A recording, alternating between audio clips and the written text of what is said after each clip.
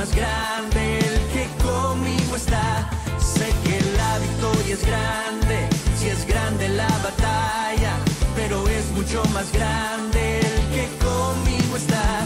Sé que la victoria es grande, si es grande la batalla, pero es mucho más grande el que conmigo está. Sé que la victoria es grande, si es grande la batalla, pero es mucho más grande el que conmigo está. Bueno, se los dije desde antes de la prédica pasada de que este era un tema un poco difícil. Y este versículo tan importante de Génesis, que lo leemos y no le damos importancia, en el principio creó Dios los cielos y la tierra, es tan poderoso. Porque en el principio, fíjese que desde el verso 1 Dios nos dice tres cosas tan poderosas. En el principio tiempo, creó Dios los cielos, espacio, y la tierra, materia. Ninguno de nosotros puede vivir aquí en la tierra si no se sujeta a esas tres cosas al mismo tiempo.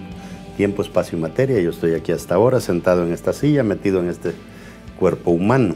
Entonces, Dios hizo que aquí en la tierra nadie pueda habitar legalmente si no se sujeta a esas tres cosas. Y la ley aplica para nosotros y aplica también para Dios. ¿Qué hace Dios para poder no violar la ley y estar legal aquí en la tierra? Exactamente lo que Él hizo.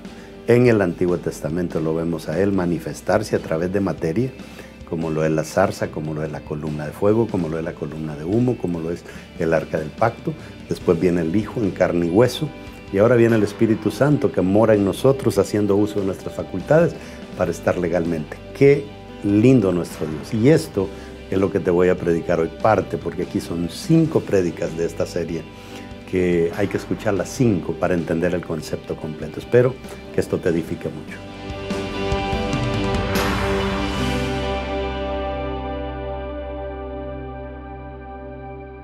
Lo que Dios declara en este libro es poderoso. Quiero hacer un gran esfuerzo, no solamente para ustedes. Estas prédicas van a quedar en los canales, en las redes sociales por un largo tiempo, así es de que va a ser una serie de 5 prédicas y hoy vamos a entrar en la parte número 2 de esta prédica, que la hemos titulado La Trinidad. Es un tema bastante difícil. Esta semana escuchaba a 2 judíos cristianos hablar sobre este tema. Y ellos hablaban de lo difícil que es para el judaísmo decir que hay un solo Dios y cuando se encuentran con varios textos que sugieren lo contrario. Nosotros, por otro lado, creemos en un solo Dios, en una Trinidad, y creemos que los 3 son unos, pero no lo podemos explicar bien.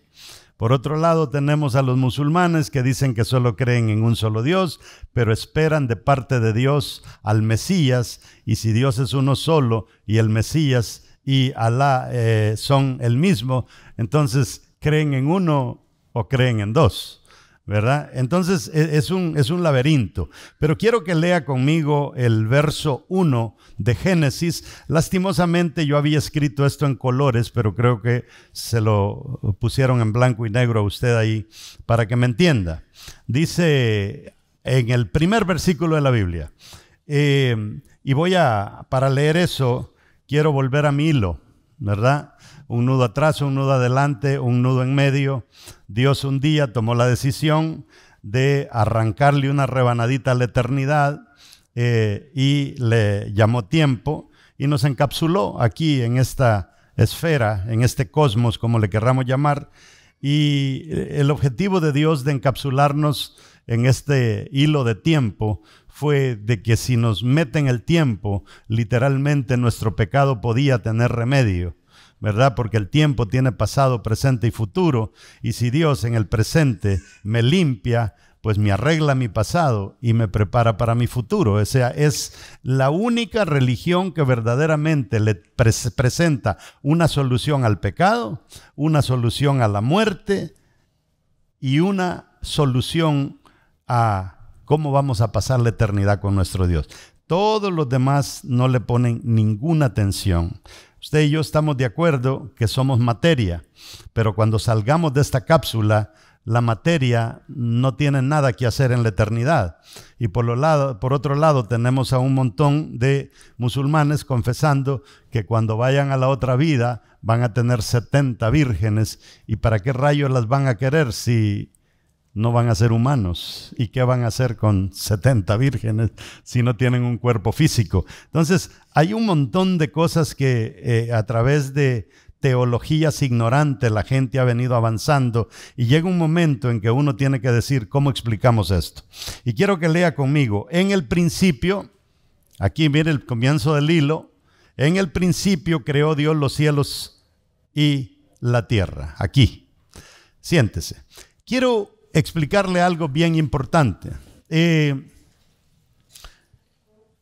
la Biblia, cuando nosotros la leemos, pocos versículos se encuentran Dios hablándonos algo de antes del principio. Los únicos versos que se me pueden venir a la mente es que dice que el Cordero fue inmolado aún antes de la fundación de la tierra. Es lo único que habla de aquí. O sea, Él tomó una decisión aquí de venir aquí. Pero después no tenemos absolutamente nada, ninguna referencia a esto. Entonces, cada vez que oímos hablar de Dios, Elohim, Adonai, todos los nombres que le querramos mencionar de Dios, tienen que ver con esto. Dicho sea de paso, aquí no existe el tiempo, no hay principio ni hay fin. Y por eso la ciencia se confunde, porque la ciencia busca a Dios aquí y no lo va a encontrar, porque Dios hizo este mundo, pero Él no se atrapó a sí mismo en este mundo. De la misma manera que Steve Jobs fabricó este teléfono, pero yo no creo que Steve Jobs es el que esté apretando teclas allá adentro para que el teléfono funcione. Lo hizo bajo ciertas leyes y el teléfono obedece a esas leyes. De la misma manera, Dios hizo este universo y este universo responde a las leyes que Dios puso aquí, dentro de este universo. Lo tremendo es que el que hace la ley, Dios no es como los políticos de aquí de la tierra, que hay políticos y millonarios y ricos que están sobre la ley. Dios no está sobre la ley. Dios se sujeta a la ley que Él mismo hizo. Entonces, un día hablaba con un empresario millonario que me lo presentaron por teléfono en Tijuana, y le hablaba de esto y me dice: yo creo que usted está equivocado, porque para mí Dios es soberano y Él puede hacer lo que a Él le dé la gana. O sea que Dios hasta puede pecar. No es así. Dios se sujeta a lo que Él estableció. ¿Está entendiendo? Entonces, lo tremendo es un Dios tan poderoso, tan inmenso, tan conocedor, que nos quiera explicar todo en este tramo de hilo. Es bien difícil para Dios, pero no lo es imposible. Entonces Dios se vale de un lenguaje para que nosotros lo entendamos, pero nuestros idiomas son limitados. Solo para darle una idea, cuando yo digo amor en griego, amor se dice de 4 maneras. Se dice storge, philos, se dice ágape y se dice eros. Pero cuando traducimos esos 4 amores al español, decimos amor. O sea, está bien limitado, y a veces lo mismo nos pasa del inglés al español. A veces el inglés es más rico, a veces el español más rico en tener una explicación para ciertos conceptos. Entonces, para darle una idea que usted me pueda captar, nosotros vivimos en 3 dimensiones, ¿verdad? Tercera dimensión es cuando algo tiene anchura, altura, profundidad. Eso es un dibujo tridimensional. Por ejemplo, este coso es tridimensional, ¿verdad? Pero este papel plano es de 2 dimensiones. Entonces, si yo fuera este papel queriendo entablar una comunicación con este otro papel, solamente entenderíamos cosas en la segunda dimensión. Por ejemplo, si este papel le quiere explicar a este papel algo tridimensional, no puede. Y le voy a poner un ejemplo. Si este papel le quiere decir a este, mira, encima de vos tenés una botella. Este no entiende porque él no puede ver 3 dimensiones, él solo puede ver 2. Le explico de esta manera y por eso traigo esto. La única manera que 2 dimensiones puede ver es esto.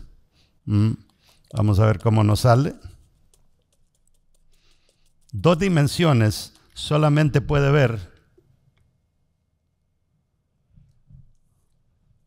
esto.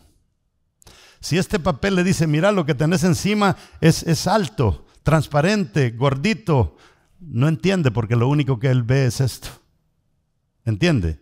Ahora, cuando ya llegamos a la tercera dimensión, como lo somos nosotros, ahí es otro problema, porque Dios habita fuera de la tercera dimensión. Entonces, para Dios explicarme todo esto en 3 dimensiones, llegamos al mismo conflicto que tenemos explicarle a 2 dimensiones algo de 3 dimensiones. No sé si lo he confundido hasta ahí o me han entendido. Entonces, en segunda dimensión, todo lo que está en segunda dimensión no puede ver más que esto, ¿verdad? Si le pongo una manzana y le digo, mira, tenés una manzana arriba, segunda dimensión dice, yo no entiendo lo que me estás diciendo. Entonces, póngase a pensar, ahora Dios quiere hablar conmigo y me quiere explicar algo de 4 dimensiones y yo le digo, Señor, yo no entiendo qué es lo que me estás diciendo. Entonces Dios, en vez de elevarme la capacidad para que yo pueda entender 4 dimensiones, lo que Él les hace es bajarse a sí mismo a una tercera dimensión para que yo le pueda entender. ¿Vamos bien hasta ahí? Ok, entonces en el texto que le puse, ahí está el versículo en hebreo. Lástima, yo lo tenía en colores para decirle el amarillo. En hebreo se lee de adelante para atrás. O sea, en la línea de arriba, la palabra más larga es la primera que se pronuncia, ¿verdad? De adelante para atrás. Y ahí dice Bereshit. Bereshit quiere decir principio. Entonces, esa palabra Bereshit es bien importante. Después dice Bereshit, la segunda que está en medio, es que tiene 3 letras, es Bará. Entonces, la segunda traducción de Bará, Bereshit Bará, en el principio creó, esa es la palabra para creó. La tercera es Elohim, que esa la entendemos, ¿verdad? Creó Dios. Y literalmente diría dioses, porque Elohim no es singular, sino que Elohim es plural. Y la última, Bereshit bara Elohim et, es solamente algo que conecta la otra que viene abajo. Y abajo ve la primera palabra de la derecha, es una letra, la primera letra que es como una casuchita, se pronuncia ja, y es simplemente la descripción que viene de la palabra delante, que es Shamayim. Shamayim es cielos. Y en medio dice va, eso es como decir y, esa cosita así larguita. Va, Bereshit bara Elohim et ha, Shamayim va et ha, eretz, tierra. Entonces ahí hay 3 palabras que hay que ponerle mucha atención. Lástima que no lo tienen a colores, pero este es el principio de todo.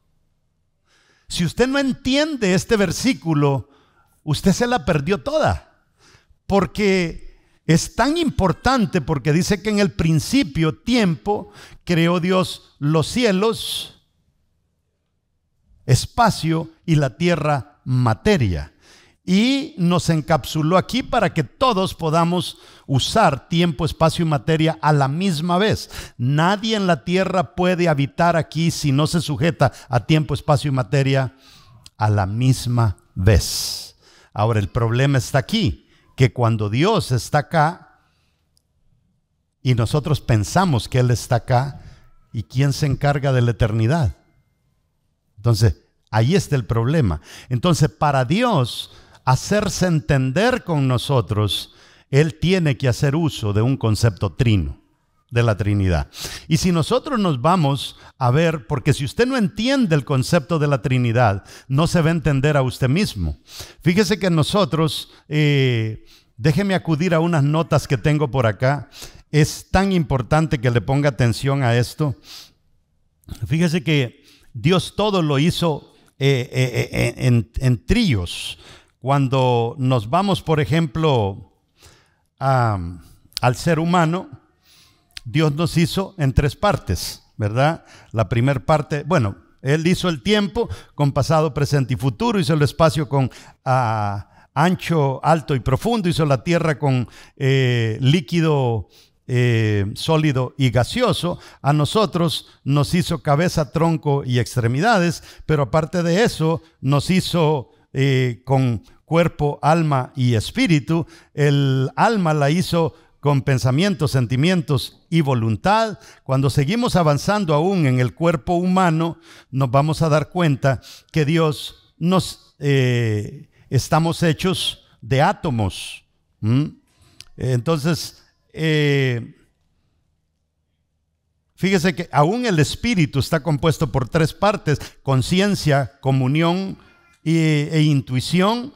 La deidad está Padre, Hijo, Espíritu Santo. El átomo, que es lo que compone la materia, está dividido de 3 partes: neutrones, protones y electrones. Y así podemos ir: los protones están divididos en 3 partes, los electrones en 3 partes y los neutrones en 3 partes. Todo está dividido en 3 partes. Entonces, es tan importante, nada puede ser equilibrado si no tiene por lo menos tres soportes. Haga que una silla con 2 patas se sostenga, no se sostiene, pero póngale 3 y sí se sostiene. Y por eso el 3 en la Biblia viene a ser como un número de perfección. ¿Va conmigo hasta ahí? Ok. Ahora es importante entender que Elohim es plural. Eso es bien importante. ¿Y por qué Dios? Fíjese que alguien va a decir, sí, pero la palabra del Señor dice que Jehová Dios uno es. Se lo voy a explicar más tarde. Cuando el hebreo habla de uno, no está hablando de solamente, está hablando de unidad. La palabra que usa para uno es un Dios de unidad, no es un Dios solo. Ahora, hay algo bien interesante. En este esfuerzo de tratar de explicar lo que yo le estoy explicando, los teólogos se han metido mucho porque no están satisfechos con la explicación que hemos tenido a través de los años. Y entonces, aparte de Trinidad, hay un grupo que propone que en la Biblia existe lo que se le llama un consejo. Ese es un concepto, ¿verdad? Porque la Biblia lo menciona, ¿verdad? Que el consejo de Dios siempre prevalecerá. Y el consejo de Dios para estos teólogos es un equipo de Dios. Por ejemplo, ¿cuál es el consejo municipal de una alcaldía? Todos los regidores y todos los que trabajan, ¿verdad? Entonces, ¿cuál es el consejo de Dios? Bueno, Padre, Hijo y Espíritu Santo. Aunque muchos han atacado el concepto de consejo, otra palabra para Trinidad. En sus notas quiero hablarle un poquito sobre el problema del pecado. Ese punto es bien cortito, pero es porque tengo mucho de qué hablar. El pecado, para ser erradicado, para quitarlo de aquí de la tierra, demanda muerte donde Dios debe de participar. Y eso es tremendo. Yo había dejado una jarra por allá con agua, si alguien me la pudiera traer. Quiero dejarle bien explicado esto acá. Entonces, le decía que el pecado, para ser erradicado, demanda muerte donde Dios debe de participar en esa muerte. ¿Y cómo lo hacemos para que Dios muera y siga siendo Dios? Entonces, se hace a través de Jesús, ¿verdad? Hay que también separar entre Cristo ese todavía no. Entre Cristo y Jesús. Quiero poner esto acá, no nos va a estorbar, porque es parte de lo que le quiero explicar. A ese ponémelo a hervir, encenderlo ahí. ¿Y cómo lo hace para no abandonar la eternidad? Entienda, a este hilo le llamamos nosotros tierra, ¿verdad? Globo terráqueo. A esto en hebreo se le llama olam, eternidad, que no tiene principio, no tiene fin. Y Dios, ¿cómo le hizo? Él lo sabrá. Le arrancó una pequeña rebanadita al olam y nos metió en el tiempo, ¿verdad? Entonces, le decía que Dios no puede abandonar el olam para venir acá. Entonces, la semana pasada le estuve explicando todas las pinceladas que Dios nos dejó en el Antiguo Testamento para referirse a su Hijo y para referirse al Espíritu Santo. Entonces, podemos ver de que la palabra nos enseña de que Cristo vino a la tierra y fue encapsulado en el cuerpo de Jesús, y nosotros encontramos en la Biblia porciones que dicen Jesús, porciones que dicen Cristo y porciones que dicen Jesucristo. ¿Cuándo se comienza a usar el concepto de Jesucristo?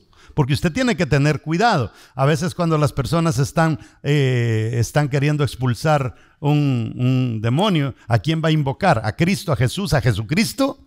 ¿O hay poder en el nombre de Cristo, hay poder en el nombre de Jesús? ¿Me entiende? Estos conceptos tenemos que tenerlos claros. Entonces, Dios, para no abandonar la eternidad y estar presente aquí, hace uso de un cuerpo humano de Jesús, ¿verdad? Entonces, al igual que Steve Jobs, para no dejar la tierra y que su teléfono opere, utilizó un programa que se llama iOS o iOS para que esto funcione. ¿Me va entendiendo hasta ahí? Ahora, número 2, la legalidad terrenal. Esto es bien importante. La legalidad terrenal es... Ahora, producto de que Adán y Eva pecaron, producto de que ellos pecaron, ¿qué sucedió? Vino mucho sufrimiento al ser humano. Dios se lo quería ahorrar a Adán y Eva. Pero y ahora muchas personas dicen, ¿y qué culpa tengo yo de que Adán haya metido la pata? ¿Verdad? Y otros llegan al extremo que dicen, yo no creo en eso. ¿Cómo puedo creer que alguien allá en el Antiguo Testamento, allá atrás, cometió un error y yo todavía lo vengo pagando? Y la mejor manera que yo tengo para explicar eso es que cuando se hizo esta Biblia, por ejemplo, se usó lo que se le llama un manuscrito. El manuscrito fue revisado por un montón de personas, ¿verdad? Hasta 7 veces reviso yo un manuscrito de un manual que voy a hacer y todavía lo reviso una 8ª vez y le encuentro errores. Entonces, un error en el manuscrito, cuando fue a la imprenta, ¿qué cree que sucedió? Lo que estaba en el manuscrito apareció en la impresión. Y si hicimos 1.000.000 de impresiones, ¿cuántas veces va a aparecer el error? 1.000.000 de veces. Entonces eso es exactamente lo que hace la genética, ¿verdad? Todos traemos esos genes y ahí hemos venido arrastrando todo eso. En cuanto a la legalidad terrenal, el versículo que le di al principio, ya le dije, ¿verdad? Hasta se lo puse ahí. Acompáñame por favor en la prédica. Ahí está. Ahí está el texto, Bereshit bara Elohim et hashamayim vaet haaretz, y después está, la primera es materia, ¿verdad? Ahí está.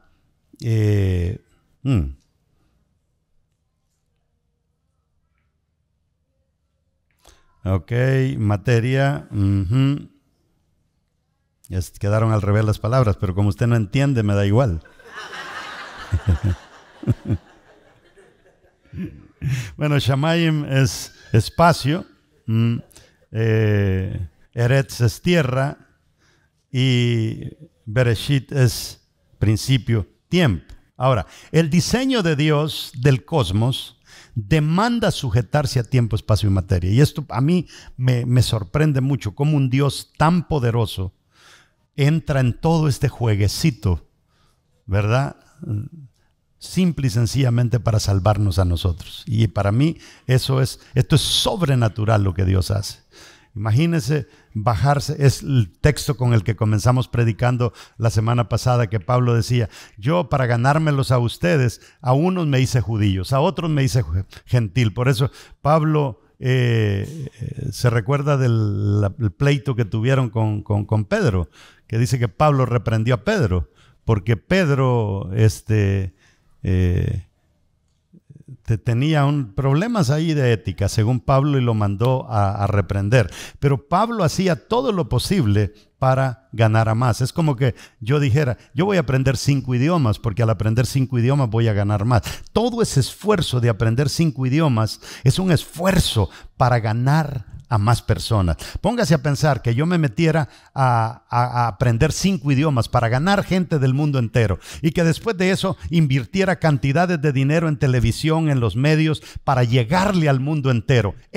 Todo eso no es nada comparado con todo lo que Dios hizo para que nosotros lo entendamos. Sobre todo el hecho de mandar a Jesús a morir por cada uno de nosotros. Eso es tremendo, porque si Jesús, mire, si hubiera muerto Juan, nada sucede, no hubiera habido salvación. Si muere Pedro, nada hubiera sucedido. Aquí tenía que haber un elemento divino tomando participación en esta muerte, porque la muerte de Jesús no fue un asesinato, fue un sacrificio. Hay una gran diferencia. Él no fue asesinado, él fue un sacrificio. Entonces, el máximo sacrificio. Pedro no era el máximo sacrificio. Juan no era el máximo. Ninguno de todos de los 12 era el máximo sacrificio. Entonces, eso es poderoso, que lo máximo del cielo venga y dé su vida por nosotros. Ahora, Dios debe sujetarse a su propio sistema, se lo vengo diciendo, y por su omnipresencia, Él debe estar en el cosmos y en el Olam al mismo tiempo. Aquí está en forma de Dios y aquí está ahora en forma de Espíritu Santo, pero como Dios tiene que sujetarse a las leyes de la tierra, el Espíritu Santo no podría estar legal en la tierra. No puede, porque tiene que sujetarse a materia. ¿Y cómo cree usted que el Espíritu Santo se sujeta a materia? Con ese problema. Viniendo a vivir dentro de cada uno de nosotros. Entonces, cuando Él viene y vive en usted y vive en mí, entonces el Espíritu Santo está legal. Pero para que el Espíritu Santo sea efectivo, una cosa es que esté legal, otra cosa es que sea efectivo. La razón por la que el reino de Dios no avanza es porque el Espíritu Santo no está siendo efectivo. Pero ¿cómo? Si es lo máximo de Dios. O sea, el Espíritu de Dios no es efectivo, porque la única manera que el Espíritu Santo puede ser efectivo es si usted le entrega todas sus facultades a Él. Le entrega sus manos, sus pies, sus pensamientos, sus sentimientos, su voluntad. Por eso es que la palabra dice: amarás a Jehová tu Dios con todo tu ser, con toda tu alma, con todo tu cuerpo. O sea, Él quiere que le entreguemos esas 3 cosas: pensamientos, sentimientos y voluntad. Y más que eso, todo nuestro ser es lo que Dios quiere, y así el Espíritu Santo es efectivo. Pero cuando nosotros venimos a la iglesia solamente los domingos porque no me quiero ir al infierno, ¿usted cree que Dios avanza con gente de esa manera? No, no avanza nada. Y si usted viene a la iglesia pero dice: voy a echar $1 ahí a ver en qué, ¿verdad? Para que no digan que no di. ¿Usted cree que el reino de Dios va a avanzar? No, no avanza. Entonces, para que el Espíritu de Dios haya venido a vivir en ti, ¡qué inversión! Y que tú no estés siendo recíproco con Dios es terrible. Ahora, cuando nosotros decimos que nosotros usamos 2 palabras griegas a veces: cronos y kairos. Cronos es un tiempo lineal, ¿verdad? Esto es cronos, ¿ok? Y kairos es ese momento en que Dios hizo algo por ti. No sé si usted ha notado que hubo un momento en un determinado día que usted sintió algo de parte de Dios que nunca lo había sentido. Y a eso se le llama el kairos de Dios. Por ejemplo, está Jesús orando al Padre para que Lázaro resucite. Y dice que alzó sus brazos y clamó y dijo, oró al Padre y dijo: Lázaro, sal fuera. Y para que en ese instante Lázaro salga fuera, cuando la gente ve que Lázaro va saliendo, eso es un kairos de Dios. Cronos es el tiempo lineal. Entonces la pregunta, en ese kairos de Dios, en ese milagro como nosotros le llamamos, ¿qué fue lo que pasó? ¿Qué fue lo que pasó? ¿Quién intervino? ¿Fue Jesús? ¿Fue el Espíritu Santo? ¿O fue Dios que desde la eternidad participó en una resurrección? Entonces allí es donde nosotros vienen palabras tremendas como lo es la palabra fe. Fe es como la moneda, el acceso que nosotros tenemos desde lo finito a lo infinito. Cuando Jesús clama al Padre, con fe, el Padre actúa desde la eternidad y deja ir ese centellazo y el tipo ese viene y resucita. Entonces, esas participaciones instantáneas así, Dios no necesita, tiene que usar un cuerpo. Y usa el cuerpo de Jesús que está haciendo la oración para que Lázaro pueda salir resucitado de la cueva. Entonces, cuando nosotros vamos a ir avanzando un poquito para explicarle bien eso. Cuando usted lee Génesis 1:26, quiero que le ponga mucha atención, porque esto lee lo mismo en español que en hebreo. Entonces dijo Dios, Elohim. ¿Y qué es Elohim? Plural. Hagamos al hombre. Esta palabra está en plural. Hagamos al hombre. A nuestra imagen está en plural. Conforme a nuestra semejanza está en plural. Y señoree en los peces del mar, en las aves de los cielos, en las bestias, en toda la tierra y en todo animal que se arrastra sobre la tierra. Entonces yo tengo evidencia desde el Génesis que Dios, cuando hizo este universo, decidió que la única manera que Él podía funcionar como Dios aquí era haciéndolo a través de Padre, Hijo y Espíritu Santo. Entonces, la tercera dice la participación terrenal de Dios. Esto no voy a hablar mucho porque ya casi se lo expliqué. A través de la historia Dios ha participado. Pero ¿cómo participa Dios en el Antiguo Testamento si Él necesita un cuerpo, Él necesita espacio y necesita materia? Entonces, cuando Dios le habla a Moisés, ¿dónde vio Moisés a Dios? En una zarza, materia. Cuando guía al pueblo de Israel de día, ¿qué usa Dios? Una nube, materia. Cuando lo guía de noche, ¿qué usa Dios? Columna de fuego, materia. Analícelo. El fuego tiene componentes de materia. Después dice Dios, hágame un tabernáculo para que yo pueda habitar ahí. Materia, espacio. Después dice, háganme un arca del pacto para que yo pueda depositar en ella mi esencia, parte de mi esencia, para poder estar con ustedes.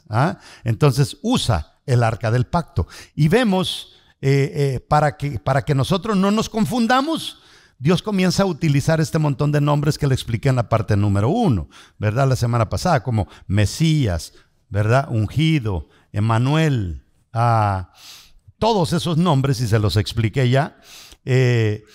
Y a mí me gusta usar la palabra intervención terrenal. O sea, Dios interviene en la tierra, no habita en la tierra. Habitó en la tierra a través de Jesús y habita en la tierra a través del Espíritu Santo. Pero el Padre como tal se limita a su olam. Ahora, hay un aspecto divino de Dios en la tierra, siempre, 24 horas. Entonces aquí es donde uno tiene que tener un gran cuidado, porque cuando nosotros estamos orando, a veces alejamos demasiado a Dios, ¿verdad? Oh Padre, que estás allá remontado en la eternidad. Y le estamos orando al Padre cuando literalmente Dios ha dejado un representante en la tierra que se llama Espíritu Santo. Por el otro lado tenemos un montón de iglesias evangélicas de corte bautista que no creen en el Espíritu Santo. Mire, que es bien difícil. No creen en el Espíritu. ¿Cómo va a ser efectivo Dios en la tierra sin el Espíritu Santo? Todo esto es bien importante que lo aclaremos. Entonces, y aquí le agregamos el octavo, que es el consejo de Dios, que es el que algunos teólogos entienden, que es un equipo de parte de Dios, como los Padre, Hijo y Espíritu Santo, interviniendo aquí en la tierra. Ahora, número 4, quiero hablarle de ejemplos humanos, de casos similares, y por eso tengo este montón de cosas aquí. Ahora, Dios sabía que la vida para el ser humano en el pecado no iba a ser fácil. Iba a ser dolorosa. Y Él nos quiso ahorrar el dolor. pero no quisimos, ¿verdad? Entonces, ¿qué pasa? No sé si alguien me pudiera conseguir algo quizá como de la misma altura que esta copa, de allá de la cocina. Quiero ejemplificarle algo, porque aquí es donde mucha gente se destraba de Dios y se aleja de Dios. Es que yo fuera cristiano, pero si Dios existiera, ¿por qué hay tanto sufrimiento? Si Dios existiera, ¿por qué niños se mueren de hambre? Si Dios existiera, ¿por qué murió mi mamá? ¿Por qué murió mi papá tan joven? Está como el caso de Esteban, que lo acabamos de ver en el tiempo con Dios. Esteban es un muchacho que no debe nada.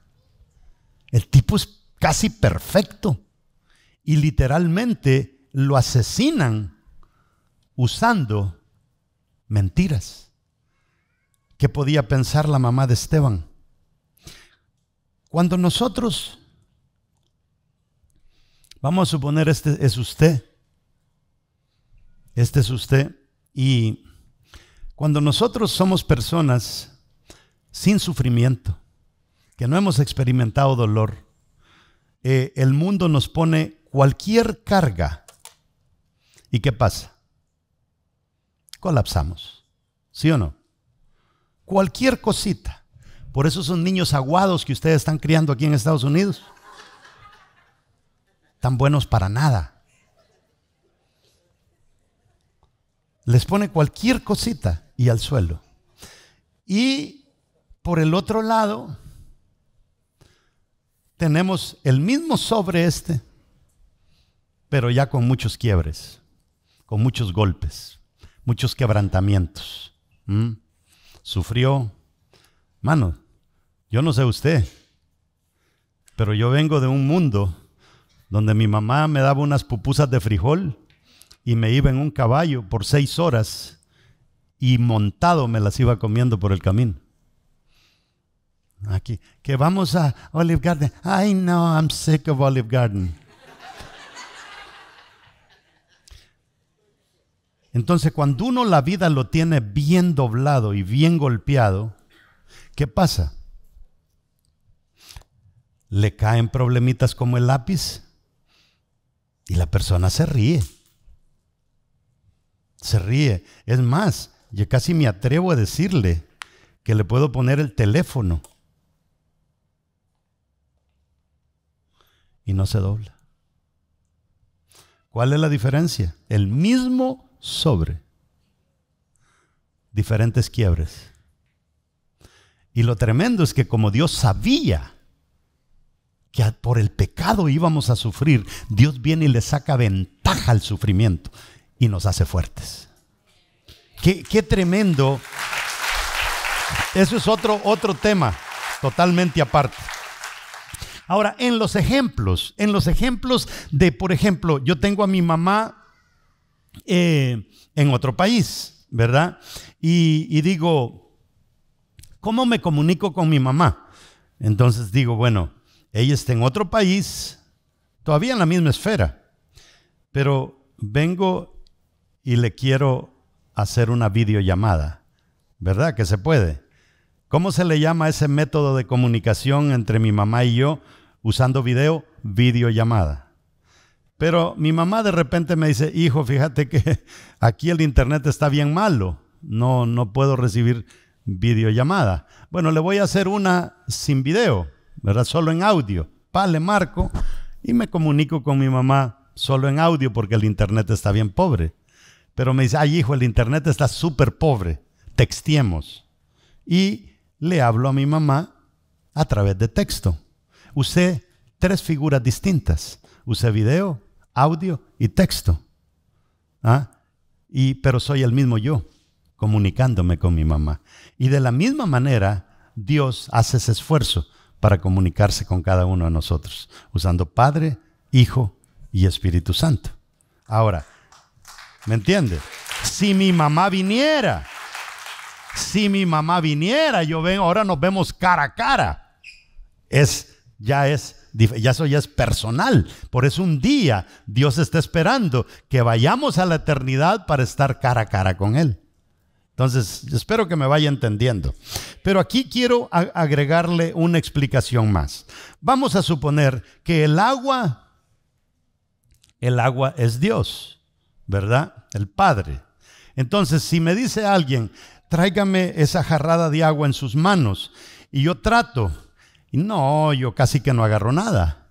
Entonces, vengo yo y de inteligente, consigo un frasco y le digo, aquí está el agua. ¿Ok?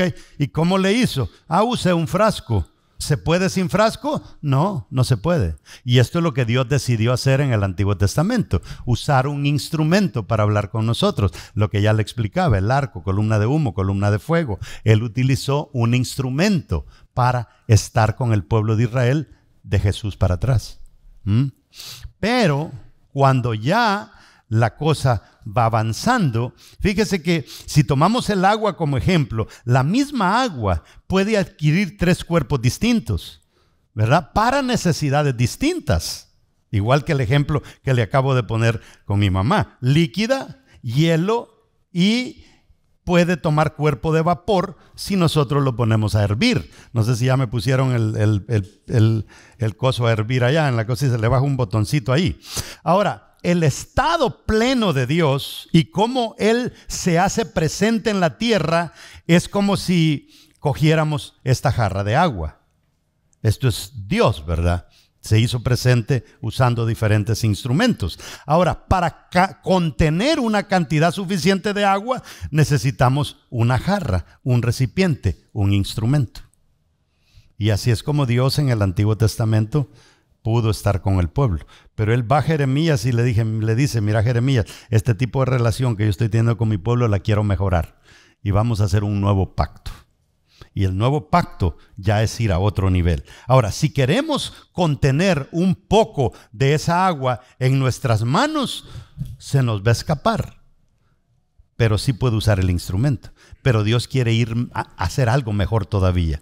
Ahora, no puede ser agarrada, no puede ser contenida sin el uso de esto. Ahora, según la Biblia, en su plenitud, Dios es inescrutable, insondiable. Eso es Dios en la Biblia.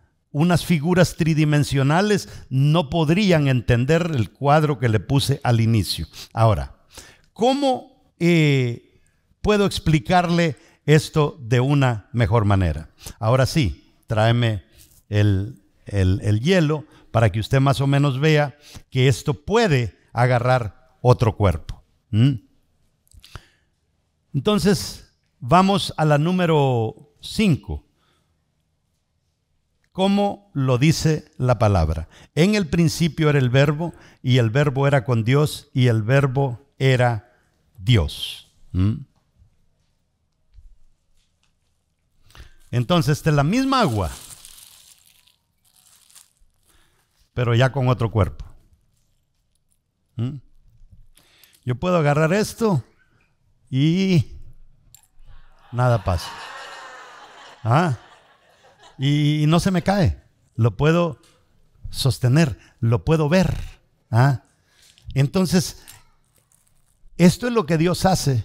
Fíjese que dice, en el principio era el verbo. Y el verbo era con Dios. Y el verbo era Dios. O sea, en el principio. Pero ahora hizo uso de un cuerpo. Fíjese todo lo que Dios hace. Juan 1:14. Y aquel verbo fue hecho carne y habitó entre nosotros y vimos su gloria, gloria como del unigénito del Padre, lleno de gracia y de verdad. Y por eso Jesús, ¿verdad? Los que han visto el hielo, literalmente han visto el agua. Mire lo que dice Juan 14:9. Jesús le dijo, el que me ha visto a mí, ha visto el agua. El que ha visto el hielo, ha visto el agua. Entonces Jesús, antes de irse, anuncia la venida de la tercera forma del agua, una forma que no se podía ver. Ahora sí, vamos a usar la otra herramienta. El que quiera ir a echarse su refresco ahí con hielo, ahí lo tiene. Vea lo que dice Juan 14:23. Respondió Jesús y le dijo, el que me ama, mi palabra guardará, y mi Padre le amará. Y vendremos a Él, ¿cómo dice? Vendremos a Él y haremos morada con Él. Vendremos ya en forma de espíritus, prácticamente lo que está diciendo. Mire lo que dice Juan 14:16. Y yo le pediré a Dios el Padre que les envíe el Espíritu Santo para que siempre los ayude y siempre esté con ustedes. ¿Hirvieron la jarra? Ahora, cuando nosotros agarramos la palabra que Jesús usa por espíritu, en griego es la palabra pneuma. Y pneuma quiere decir aire. ¿Cómo se le llama a la cosa que tienen las llantas de sus vehículos adentro? Neumático, pneuma, aire. De ahí viene la palabra neumático. Ahora, el hielo ahora se derrite. ¿Y cuando se derrite el hielo? Ahora lo podemos poner a hervir y puede ver el vapor. Eso también es agua. Y esto es literalmente lo que el Señor nos ha mandado a través del Espíritu Santo. Y esto necesita un recipiente para que esté legal en la tierra. Y ese recipiente es usted. Ese vapor que usted ve ahí, ese vapor de Dios es lo que está en cada uno de nosotros. Por eso, dejemos de ser sinvergüenzas.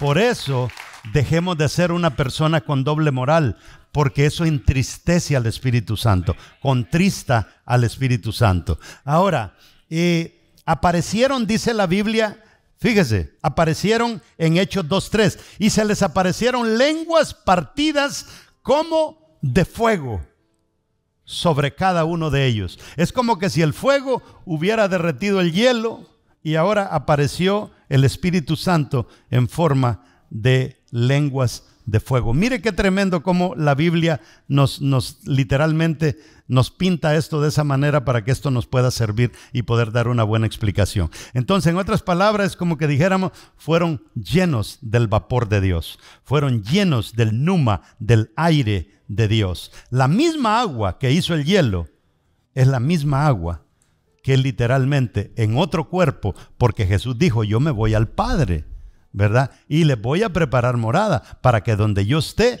también ustedes estén. O sea, Jesús hace la diferencia entre Hijo y Espíritu Santo. Ahora, el Espíritu Santo tiene el poder de mover el plan de Dios, de mover el Evangelio, pero solamente a través de un montón de vagones llamados seres humanos. Es la única manera que Dios tiene. O sea, usted no es cualquier cosa. Usted es un vagón de ese ferrocarril de Dios que Dios va a usar para hacer cosas maravillosas. Pero yo no sé qué tipo de vagón usted es. Tal vez en vez de vagón es un vagón, ¿verdad? Un vagón. Ahora, Hechos 1:8 dice, pero recibiréis poder cuando haya venido sobre vosotros el Espíritu Santo, porque las máquinas antes de que fueran eléctricas o de diésel, eran de vapor, ¿verdad?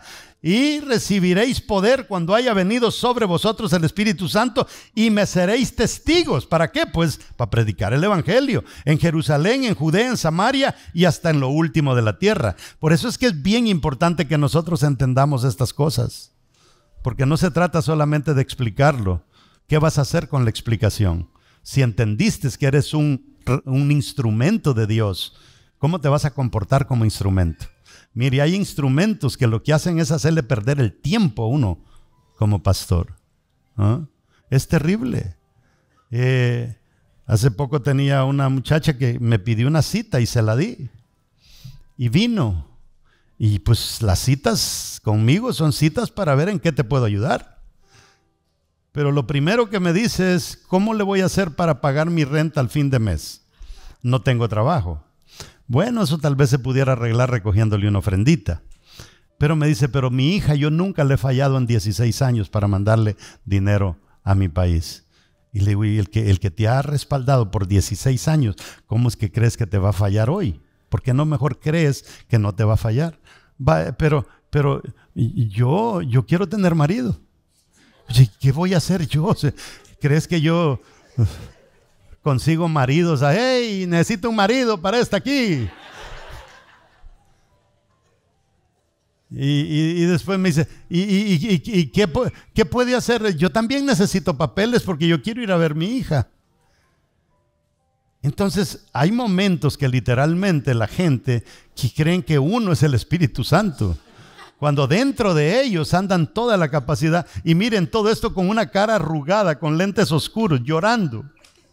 Y me dice, hoy a las 6 yo tengo una cita. Y tengo una cita con un hombre que me va a dar trabajo, pero yo casi ya ni quiero ir porque yo creo que me va a dar 3 horas y yo con 3 horas no hago nada.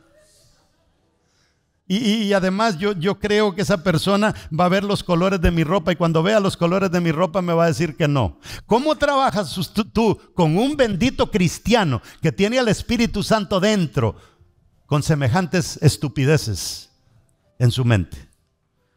Es difícil. Y uno tiene que hacer malabares para ver cómo lo explica. Y para colmo de males, que debería estar escuchando, no está aquí.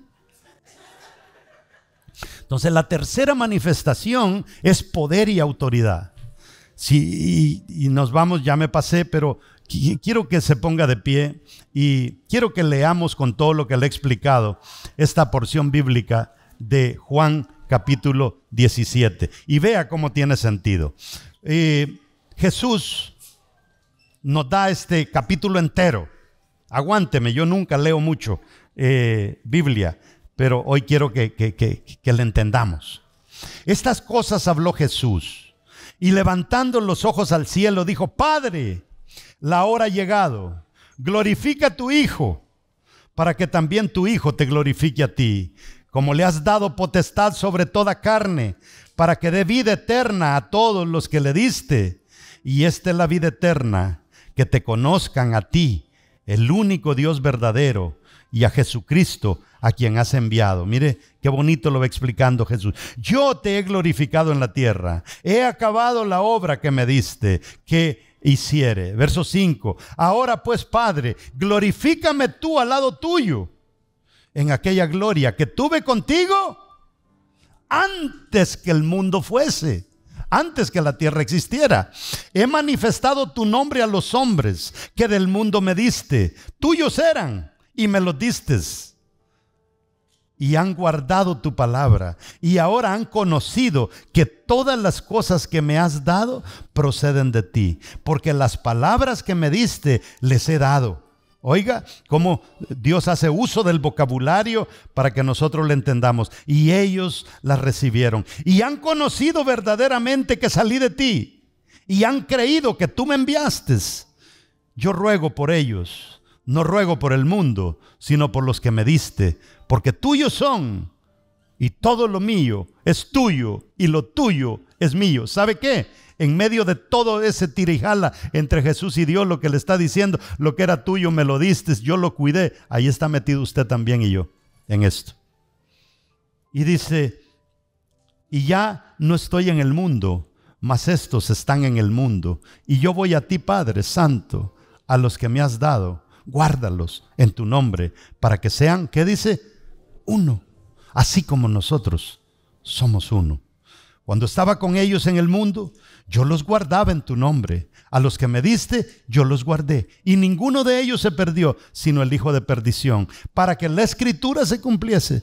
Pero ahora voy a ti y hablo esto en el mundo, para que tengan mi gozo cumplido en sí mismo. Yo les he dado tu palabra, y el mundo los aborreció, porque no son del mundo.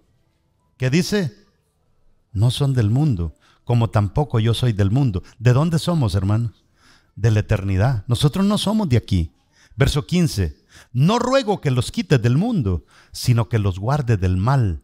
No son del mundo, como tampoco yo soy del mundo. Santifícalos en tu verdad. Tu palabra es verdad. Como tú me enviaste al mundo, así yo los he enviado al mundo. ¿De qué forma nos envió?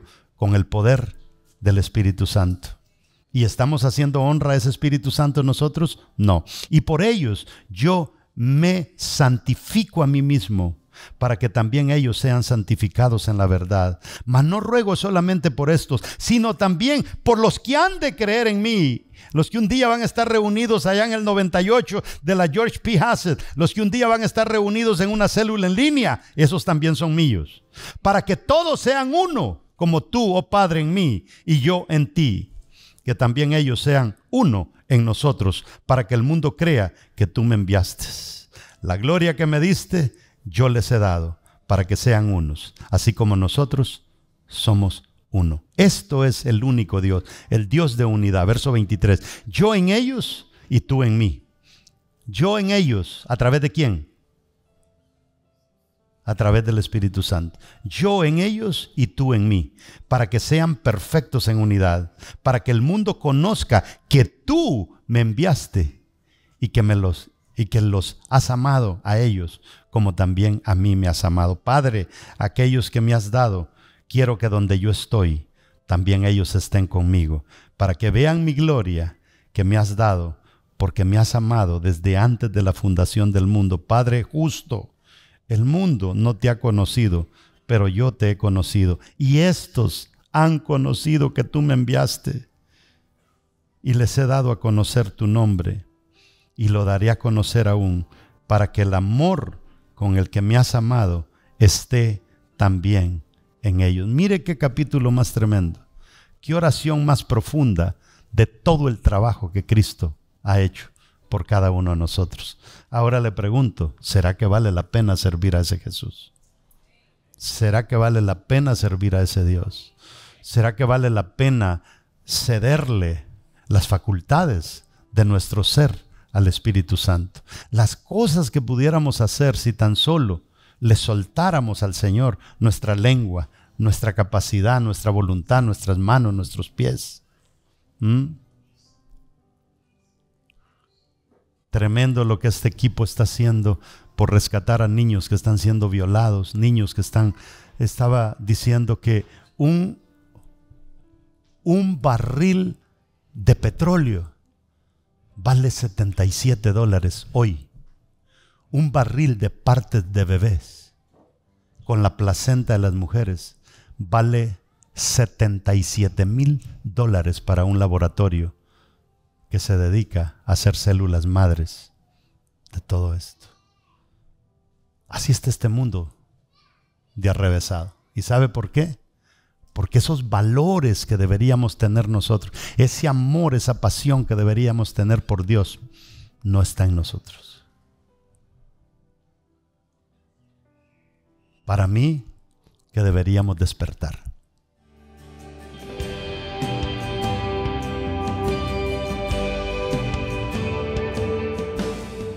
Te traté de ejemplificar la participación de Dios en la tierra, tal y como te lo expliqué, que aquí tenemos que sujetarnos a tiempo, espacio y materia, al igual Él, porque Él no está sobre su propia ley. Y qué interesante cuando Jesús dice, a ustedes les conviene que yo me vaya. Literalmente Jesús está diciendo, a ustedes no les conviene que yo me quede, porque el trabajo de Jesús culminó en la cruz, y ahí ya no hay nada más para que Él haga. Él escribió la salvación, derrotó el pecado, derrotó la muerte.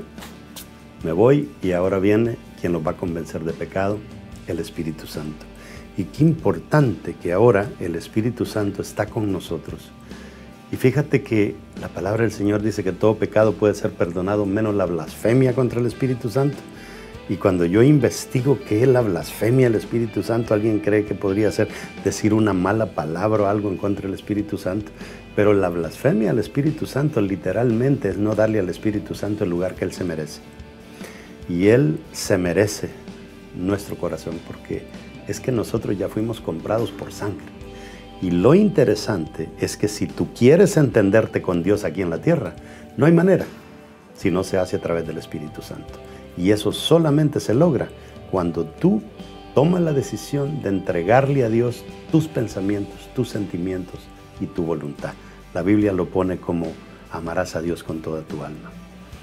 De lo contrario, no hay forma, y Jesús mismo lo dejó bien claro. Yo soy el único camino, no hay otro. Así es de que te invito, si no has entrado a caminar ese camino llamado Jesús, ¿por qué no lo haces hoy? ¿Quieres hacer esta oración conmigo? Señor Jesús, me arrepiento de mis pecados. Gracias por ese trabajo tan maravilloso que has hecho a través de la historia. Ese trabajo tan poderoso de haber dado a tu Hijo unigénito y morir por cada uno de nosotros. Y gracias por enviar al Espíritu Santo, Espíritu de poder que está dentro de nosotros, para convencernos de pecado.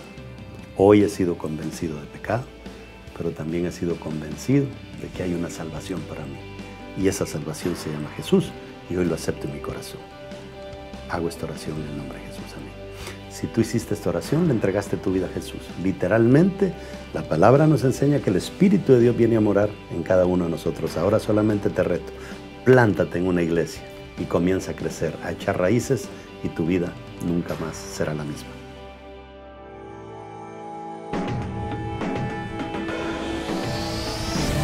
Sé que la victoria es grande, si es grande la batalla, pero es mucho más grande el que conmigo está. Sé que la victoria es grande, si es grande la batalla, pero es mucho más grande